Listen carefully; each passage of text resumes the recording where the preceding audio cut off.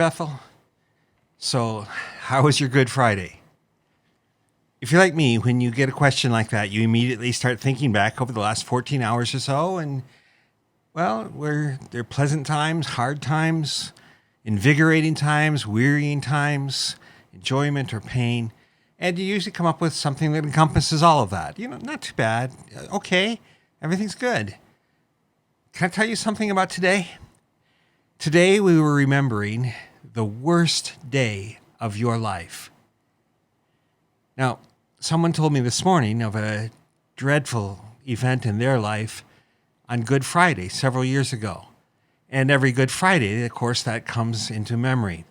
And with the pain of it also comes the realization of Jesus and hope and help and grace and power. But I'm not talking about even something such as that. Today was the worst day, celebrating the worst day of your life, the day when the bill came due for all the evil in your life, in my life, all the evil in the world, when the bill came due and it was time to pay up, when there was no more sliding, no more overlooking, no more forbearing, no more waiting.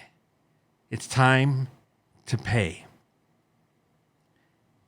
The bill came due for thousands of years of wickedness.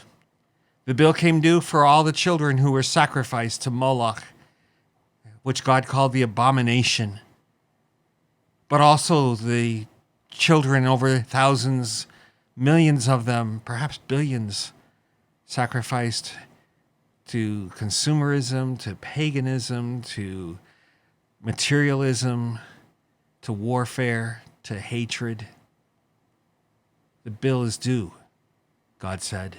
Today, it's time to pay. The bill came due for millions, perhaps billions of rapes. It's time to pay. For murders and hatred and perversion and abuse and violence and mockery. It's time to pay. For the unspeakably evil things that men and women have done, torturing others. It's time to pay. Someone has to pay. And you know that feeling, that sense of justice, that justice is demanded. There has to be some meeting out here. They've got to get what's coming to them. It's time to pay up. And for our life, we have that sense of justice delayed, unfulfilled. It's not there yet. It's not done yet. It's not finished yet. But then we take that group of murderers and defilers and haters and evil ones, and we say, okay, this is it. It's time to pay. Pay up. Pay up. And then we look closely, and we're in that group. We haven't maybe done things quite as vile, or nearly as vile, as many of them. But our sin is of the same seed. Our sin is of the same group. It's of the same species.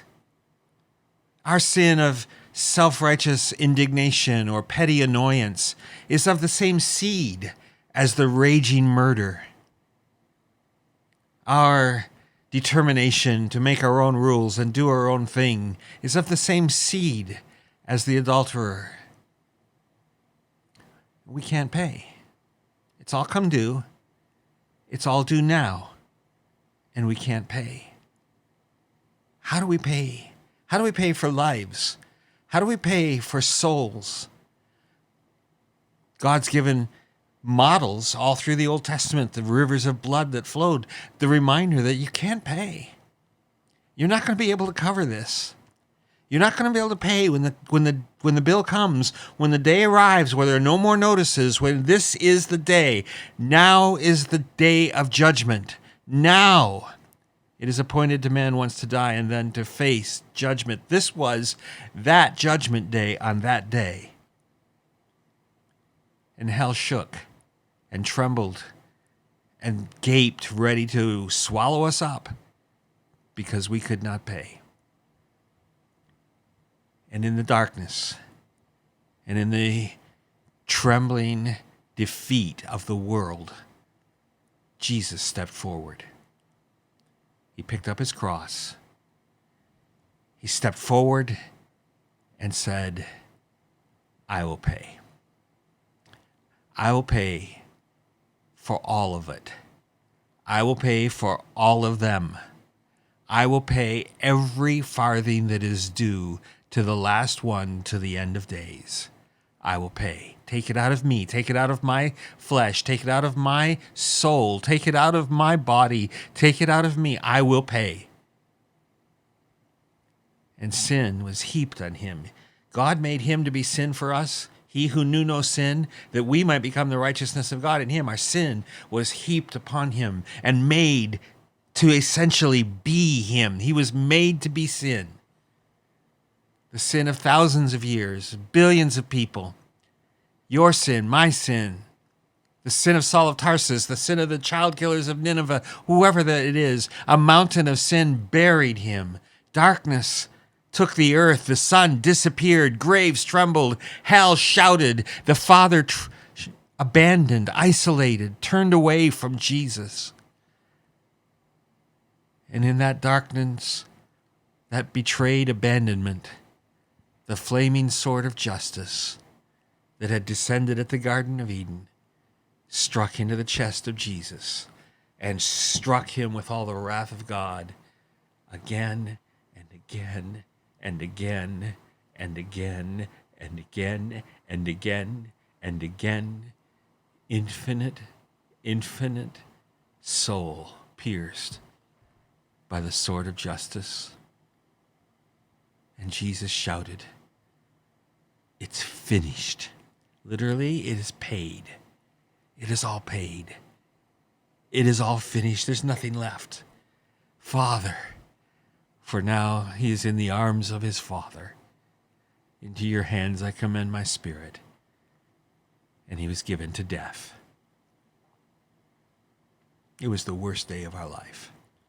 Because that was the day of our debt. That was the day our debt came due. That was the day of hell and pain and wrath that was due to us. And it was also the best day. I know that many of you have been shouting that this whole video. It was the best day of my life. It was the best day. It's the glorious day, a day that was celebrated into eternity because it was the day that our debt was paid. Paid in full. Finished. Our sin removed, our guilt gone, our shame taken away forever. All gone. Never again would we fear hell. Never again would we fear Satan. Never again would we fear his accusations. Never again would we fear death. The dragon was defanged, vanquished, and his roar was silenced. We are free. Now, we still need another day. If only our debt is paid, then we're still bankrupt. We're still flat broke. We have not a penny in the bank. We owe nothing, but we have nothing. We needed Good Friday, but we need Easter so badly. Into the barren desert of our life that has been scraped clean of anything that is good, of anything that was righteous, of anything that was pure, of anything that was of heaven. Into this life, into this barren desert, we need the outpouring. We need the tsunami of grace, love, and life. We need the shout of heaven. It is complete. And Jesus is alive. Do not seek the living among the dead. He is alive. He is risen. He is risen indeed. We need life. We need love. Long for it with me. Long for Easter with me. Long for Sunday with me. Long for each other with me. And rejoice because it's coming. We have it. It's ours. Celebrate these great days. I'll see you on Sunday, Bethel. I love you.